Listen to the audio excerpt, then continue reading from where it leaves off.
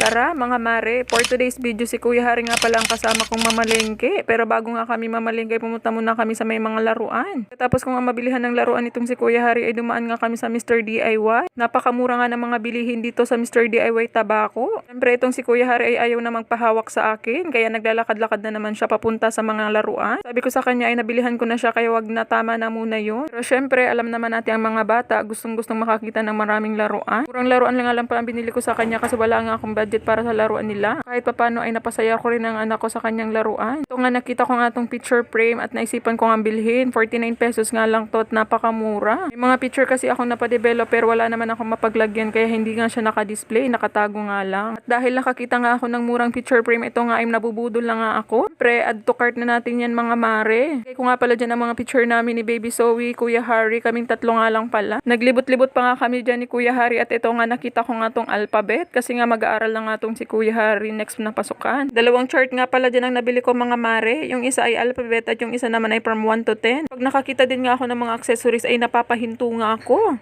Dalaga nga ako ay napakahilig ko rin talaga sa mga accessories. Ganda-ganda nga maglibot dito sa Mr. DIY. Pera lang talaga ang wala sa atin mga mare. Marami ka nga pagpipilian, may school supply at kung ano-ano pa. At eto nga, nakakita nga ako ng gunting. Sabi ko nga ay magagamit ko to sa aking tindahan, kaya nga binili ko na. 59 pesos nga lang tong malaking gunting. In fairness, hindi naman ako binigo ng 59 pesos na gunting. Pero syempre, bibilhin lang natin yung mga magagamit natin. At eto na nga, add to cart na nga tong gunting na to. Napakaganda nga mamili dito sa Mr. DIY.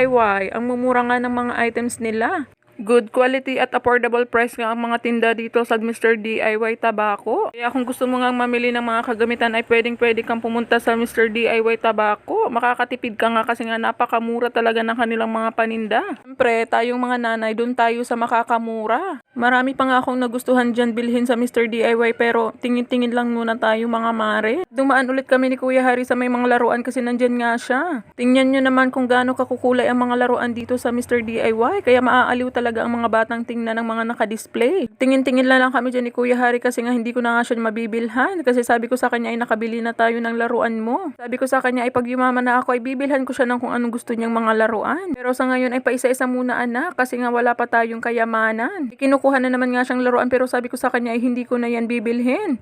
Pero yan nga at pinaglaruan niya nga itong palang-palang to. Nandito na nga tayo sa exciting part, ang pagbabayad sa cashier. Magbabayad na nga ako dyan ng mga pinamili namin ni Kuya Hari. Pero syempre, nakapila muna tayo kasi nga may iba rin nagbabayad. Ako na nga ang magbabayad.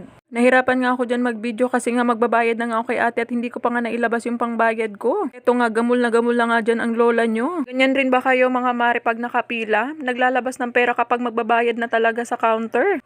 Tayo ngang mga nanay ay maraming iniisip, kaya minsan siguro natataranta na rin tayo. Tingnan nyo naman mga mare ang laman ng aking pitaka. Puro lang papel, puro lang yata to resibo. May mga raffle ticket pa nga tong pitaka ko pero alam ko tapos na nga ang raffle nito.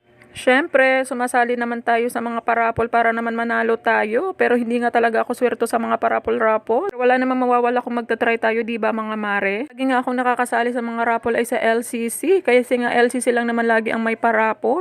Pag nakikita ko nga ang mga nanalo at wala dyan ang pangalan ko ay nalulungkot nga ako. Pagkatapos nga namin sa Mr. DIY ay pumunta na kami sa LCC Supermarket para mabilhan ng ice cream tong si Kuya Hari. Sama ko nga to si Kuya Hari ay gustong-gusto niya nga lagi magpabili ng ice cream. Pero buti na lang at mura naman ang pinipili ng batang to. Pinag-iisipan niya nga pa dyan kung ano pa nga ang bibilhin niya. Sabi ko nga sa kanya ay corneto na lang ang kunin niya kasi masarap nga ang corneto ng Selecta. At eto, naglilibot na naman siya para nga maghanap na naman ng ibang ice cream. Hinahayaan ko nga siyang piliin kung anong gusto niya kasi siya lang naman ang kakain.